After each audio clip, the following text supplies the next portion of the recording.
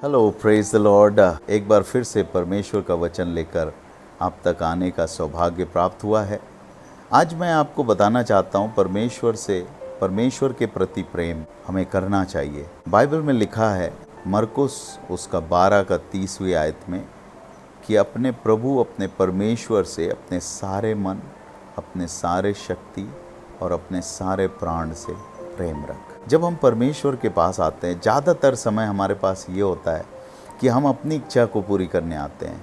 हम परमेश्वर की उपस्थिति में तो आते हैं, लेकिन हम अपनी कल्पनाओं की पूर्ति के लिए, हम अपनी अभिलाषाओं की पूर्ति के लिए, अपनी इच्छाओं की पूर्ति के लिए आते हैं और हम कभी ये जानना नहीं चाहते कि प्रभु हमारे जीवन से क्या चाहता है। बहुत से लोग हैं जो परमेश्वर की उपस्थिति में जिन्होंने अपना जीवन बिताया है, लेकिन वो अंत में कुछ और ही बन गए। तो परमेश्वर की उपस्थिति में केवल पाया जाना काफ़ी नहीं है, परमेश्वर के भवन में केवल पाया जाना काफ़ी नहीं है, क्योंकि लूसीफर तो परमेश्वर की उपस्थिति में रहता था प्रियो, लेकिन वो बना क्या? शैतान। लूत जो था वो अब्राहम जैसे परमेश्वर के महान दास, जो परमेश्वर का मित्र कहलाया, उसके साथ रहता था, लेकिन वो बना क्या? अंत में उसकी जीवन में बुराइयां भर गई और वो उसका जीवन ऑलमोस्ट बर्बाद हो गया।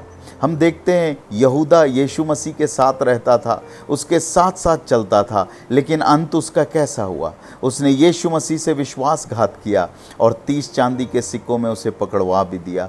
तो प्रभु के लोगों, जब हम परमेश्वर के पास आते हैं, परमेश्वर को प्यार करते हैं, तो अपने जो भी हमारे अंदर है सारे चीज़ों के द्वारा हम परमेश्वर से प्यार करें, फुली प्यार करें।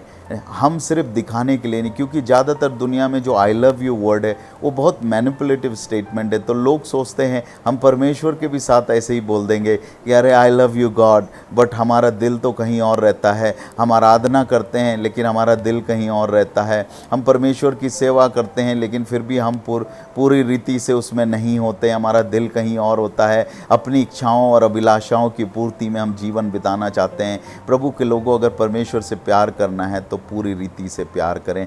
दूसरा पद जो यूहन्ना उसके 14 अध्याय और उसकी 12वीं आयत में मिलता है, वहाँ लिखा है कि यदि तुम मुझसे प्रेम रखते हो तो मेरी आज्ञाओं को मानो।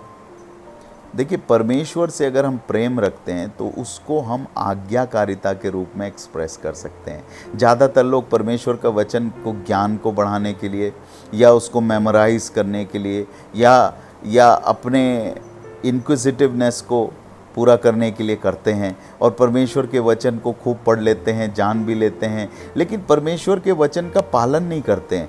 आप इमेजिन करिए, आप अपने बच्चे को बोलते हैं कि बेटा जाकर 1 किलो दूध ले आ, और थोड़े देर के बाद आता है आपका बेटा और कहता है पापा जो आपने बातें कही थी मैंने उसको याद कर ली है, जा बेटा 1 किलो दूध लेके आ। आपको कैसे लगेगा? और दूध वो नहीं लाता है।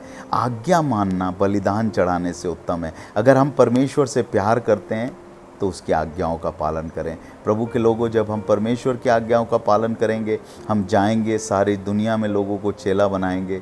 जब चेले बनेंगे, कलीसिया बढ़ेगी और ये दुनिया में एक बदलाव आएगा। तो आइए हम परमेश्वर से ऐसा प्यार करें कि हम दुनिया को बदल दें। परमेश्वर हम सबों को बहुत आयत से आशीष दे।